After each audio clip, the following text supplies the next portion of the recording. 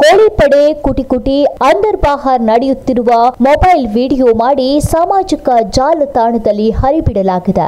ಸರಿಸುಮಾರು ಸಾವಿರಾರು ಸಂಖ್ಯೆಯ ಜನರು, ನೂರಾರು ಬೈಕ್, 10 ಕಾರುಗಳು, ಐಸ್ ಕ್ರೀಂ, ಪಾನ್ ಬೀಡಾ, ನೀರಿನ ಬಾಟಲಿ ಅಂಗಡಿಗಳನ್ನ ತಾತ್ಕಾಲಿಕವಾಗಿ ಹಾಕುವ ಮೂಲಕ ವ್ಯವಸ್ಥೆ ಕಲ್ಪಿಸಲಾಗಿತ್ತು. ಈ ಗುಡ್ಡದ ಮೇಲೆ ಈ ಪ್ರಮಾಣದ ವ್ಯವಸ್ಥೆ ಕಲ್ಪಿಸಿ ಅಕ್ರಮ ಚಟುವಟಿಕೆ ನಡೆದರೂ ಬೀಟ್ ಪೊಲೀಸರ ಗಮನಕ್ಕೆ ಬರದೇ ಇರುವುದು ಇಲಾಖೆಯ ವೈಫಲ್ಯ ಎಂದರೂ ತಪ್ಪಿಲ್ಲ.